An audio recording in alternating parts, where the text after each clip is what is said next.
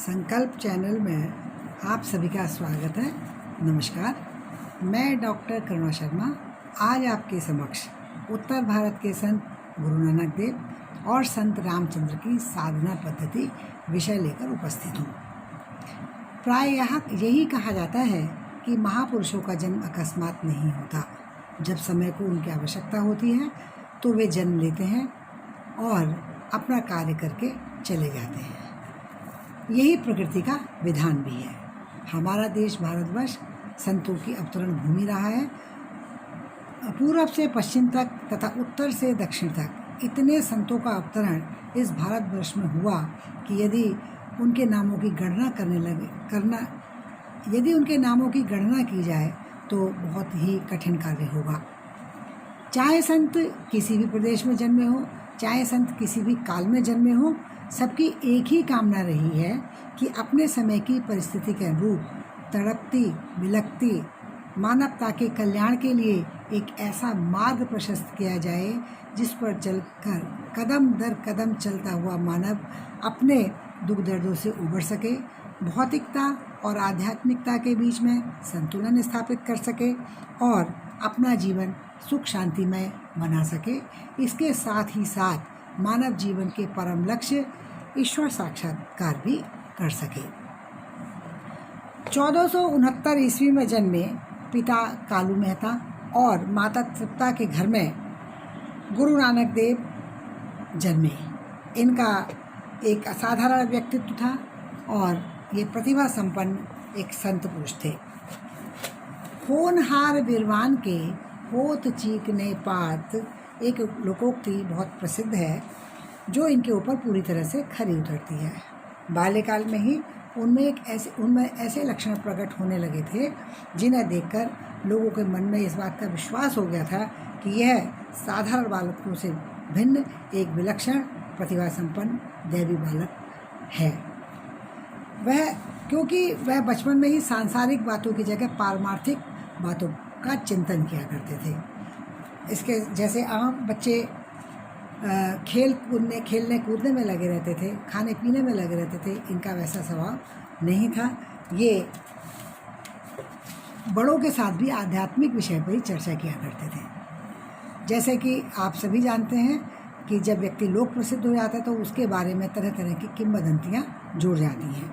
गुरु नानक देव के विषय में भी यह माना जाता है कि जब इनका जन्म हुआ तब वे वयस्क की तरह मुस्करा रहे थे। इनके मस्तक पर अद्भुत प्रकाश फैला हुआ था। इनके ऐसे स्वरूप को देखकर गांव के पंडित जी ने ये भविष्यवाणी कर दी थी कि यह बालक एक अवतारी पुरुष है। बड़ा होकर यह भूले भटकों को राह दिखाएगा और ज्ञान का मार्ग प्रशस्त करेगा। पढ़ाई में इनका मन नहीं लगता था।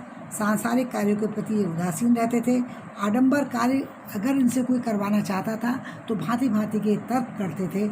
इस तरह की आदतों को देखकर इनके पिता इनसे प्रसन्न नहीं रहते थे। वे एक ऐसे संत थे जो ये चाहते थे कि मनुष्य परम सत्ता से तो जुड़े, लेकिन उसमें सत्ता का हुक्म पहचानने की भी क्षमता हो, उसमें आत्मविश्वास हो, उसमें स्वाभिमान की भावना हो, उसमें अन्याय का विरोध करने की शक्ति हो और इसके साथ साथ महान उद्देश्यों की प्राप्ति के लिए वह प्राणों का परित्याग करने में भी सक्षम हो। उनका ये भी मानना था कि अपना सम्मान खोकर जो मनुष्य या जाति जीवित रहती है उसका खाना पीना सभी हराम होता है। जे जीवे पति लत्थी जाई सब हराम जेता किछु खाई। संत नानक देव गृहस्थ थे, इसलिए उन्होंने संसार को त्यागने के स्थान पर सांसारिक माया मोह को त्यागने का उपदेश दिया। यह माया मोह कैसे त्यागा जा सकता है? बिना किसी प्रकार के आडंबर, दिखावे, पाखंड या वेशभूषा के भक्ति कैसे की जा सकती है? यह बात उनकी साधना पद्धति को समझने पर ही पता चलती है।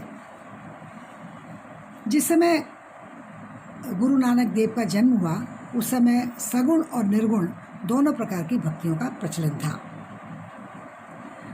यद्यपि वे निर्गुण संत माने जाते थे, लेकिन उनकी साधना पद्धति में सगुण भक्तों की नवधा भक्ति में से श्रवण, कीर्तन, स्मरण, दास्य, सख्य और आत्मनिवेदन का वर्णन मिलता है। किंतु सर्वाधिक महत्व उन्होंने ईश्वर नाम को ही दिया है। सुनिए सिद्ध पीर सूर्यनाथ, सुनिए धरती धवल आकाश, सुनिए अंधे पावई राहु, सुनिए हाथ होवे असगाहु। अर्थात श्रवण से सामान्य व्यक्ति भी सिद्ध, पीर और देवराज इंद्र बन जाता है। श्रवण से ही धरती और धवल आकाश स्थित रहता है। श्रवण से ही अंधा रास्ता पा जाता है और श्रवण से ही मनुष्य अथाह की थाह पा लेता है। गुरु नानक ने कीर्तन के महत्व को भी स्वीकारा। उनका कहना है कि समस्त ब्रह्मांड प्रभु के कीर्तन में संलग्न है। बाजे नाद अनेक असंख्या, केते गावण हारे। कीर्तन करने से व्यक्ति भयरहित हो जाता है, उसका अहंकार नष्ट हो जाता है। नाम स्मरण तो गुरु नानक देव की भक्ति का मूल मंत्र है। वे व्यक्ति को समझाते हैं कि प्रभु का प्रतिपल स्मरण करने से ही, उनको सतत अपने साथ रखने से ही दुख नहीं सताते। नित्य नित्य हृदय समाली प्रीतमु आपना, जे चलही गुण नाली, ना ही दुख संतापना। गुरु नानक ने परमात्मा के निर्गुण और सगुण दोनों नामों का अपनी वाणी में प्रयोग किया है।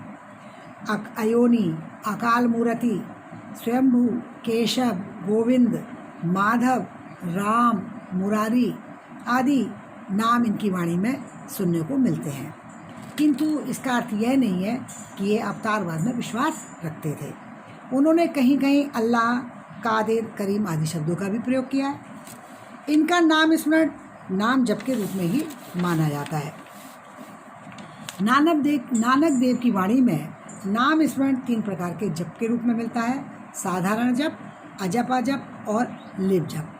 पहले प्रकार के जप में तो जिह्वा से जप किया जाता है, जबकि अजपा जप में श्वास प्रश्वास की संचालन गति के आधार पर जप किया जाता है, और लिप जप में शरीर, जिह्वा और मन एक निष्ठ हो जाते हैं। अंतिम जप तो परम दुर्लभ माना जाता है। गुरु नानक देव ने यह भी स्पष्ट किया कि हर पल नाम स्मरण करते रहने से ही अंत समय में प्रभु की याद आती है, अन्यथा अंति न साहिब सिमरिया जाई। अर्थात जब प्राण निकल रहे हो उस समय प्रभु का स्मरण नहीं किया जा सकता। प्रभु की आज्ञा का पालन करना, प्रभु को स्वामी और स्वयं को उनका दास समझना नानक देव की वाणी में बहुतायत में देखने को मिलता है। भक्ति में सदा लीन रहने वाले गुरु नानक देव वैदिक भक्ति का खंडन करते हैं, क्योंकि उनका मानना है कि सच्चे नाम के बिना तिलक, यज्ञोपवीत आदि सब व्यर्थ हैं। वे कहते हैं कि उन्हें तो नाम जपने के अतिरिक्त और कुछ नहीं आता। वे सदैव यही कामना करते हैं कि उन्हें प्रभु का नाम कभी विस्मृत न हो, वह मेरे हृदय में सदा बना रहे। गुरु नानक देव प्रभु के नाम को एकमात्र आश्रय मानते हैं। मैता नामु तेरा आधारू।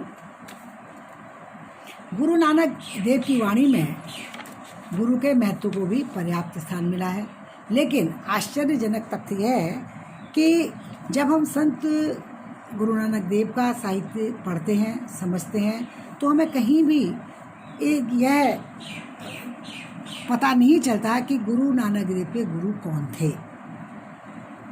अपनी रचनाओं में गुरु शब्द का प्रयोग तो उन्होंने अनेक बार किया है। उसको वे देव, अलक्ष और अभेद कहते हैं। एक स्थान पर वे गुरु को सरोवर और शिष्यों को प्रिय हंस भी बताते हुए कहते हैं, गुरु सरोवरु हम शिष्य प्यारे, सागर मही रतनु लाल बहु सारे। उनका मानना है कि गुरु साधक को ज्ञान और ज्योति प्रदान करता है, वही उसके अंतक चक्षु खोलकर परम शांति प्रदान करता है। अतः गुरु नानक के अनुसार गुरु समुद्र है और उसकी सारी शिक्षा नदी है, जिसमें स्नान करने से प्रशंसा प्राप्त होती है। गुरु समुंदु नदी समिसिखी, जाते जितु बड़ी आई। वे ऐसे गुरु की स्तुति करते हैं जिसमें अनेक गुण हैं। बिना सद्गुरु की सेवा किए योग सिद्ध नहीं होता, बिना सद्गुरु से भेंट किए मुक्ति प्राप्त नहीं हो सकती, बिना सद्गुरु के नाम प्राप्त नहीं हो सकता, बिना सद्गुरु के अहंकार का अंधकार दूर नहीं हो सकता और मनुष्य अत्यधिक दुखी होकर जीवन की बाजी हार कर मर जाता है, जो उनकी वाणी में इस प्रकार वर्णित है। बिनु सतिगुरु सेवे जो गुना होई, बिनु सतिगुरु सेवे बिनु सद्गुरी भेटे मुक्ति न कोई, बिनु सद्गुरी भेटे नामु पाइया न काई जाई, बिनु सद्गुरी भेटे महा दुख पाई, बिनु सद्गुरु भेटे महा अरब गुहारी, नानक बिनु गुरु मुआ जन्म हारी। सद्गुरु हमारी आत्मा को अनंत शब्द के साथ भी जोड़ता है। गुरु नानक देव ने सबद को भी गुरु स्वीकार किया। उनका मानना है कि सबद गुरु ही भव सागर से तारने वाला है, आवागमन के चक्र को मिटाने वाला है। सबद गुरु भव सागर तारिये। ध्यान। गुरु नानक देव अपनी साधना पद्धति में ध्यान को भी अत्यधिक महत्व प्रदान करते हैं। वे कहते हैं, जिन गुरु ध्याया तिनु सुख पाइया, ते बिरले संसारी जीव। अर्थात जो लोग एकाग्रचित्त होकर प्रभु का ध्यान करते हैं, उन्हें किसी प्रकार की कठिनाई का सामना नहीं करना पड़ता। ध्यान कैसे लगाया जाए, इस विषय पर गुरु नानक देव कहते हैं कि भटकते हुए चंचल मन को एकाग्र करने के लिए गुरु के शब्द की ध्वनि का अवलंबन लेना पड़ता है। यह ऐसी अकथनीय कहानी है कि शब्द की ध्वनि उठते ही ध्यान लग जाता है और ध्यान लगाते ही परमात्मा का ज्ञान हो जाता है। धुनि मही ध्यानु ध्यान मही जानिया, गुरुमुखी अकथ कहानी। गुरु नानक देव यह भी मानते हैं कि प्रभु में एकनिष्ठ ध्यान तभी लगता है जब वह चाहता है। जो तू देही ता हरि रस गाई, जो तू देही ता हरि रस गाई, मनु तपते हरि लिव लागा।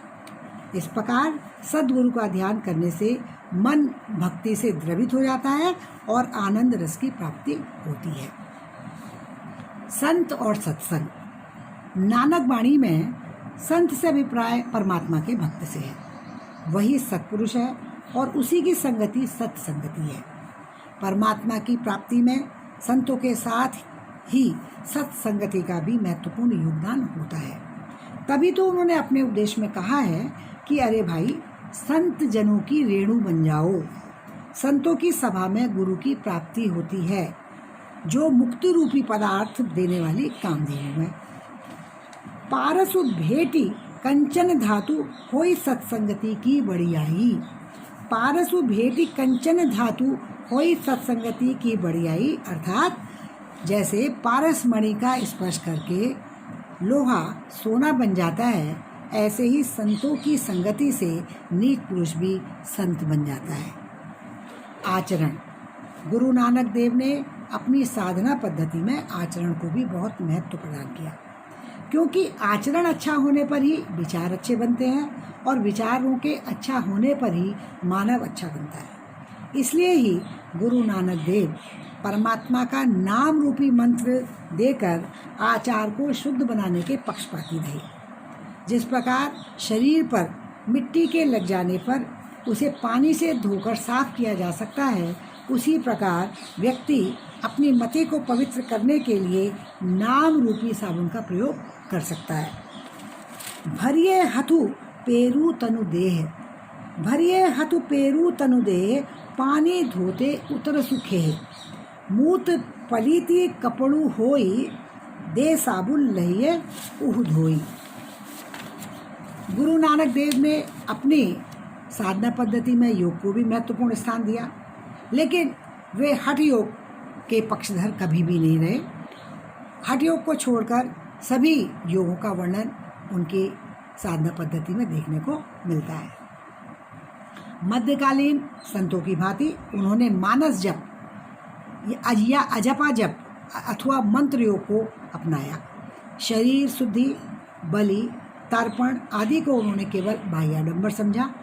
हठ योग का खंडन करते हुए कहते हैं कि हठ योग द्वारा चित्त वृत्तियों का निरोध करने से काया शिथिल होती है, तथा व्रत एवं तप करने से मन परमात्मा के प्रेम में नहीं लगता।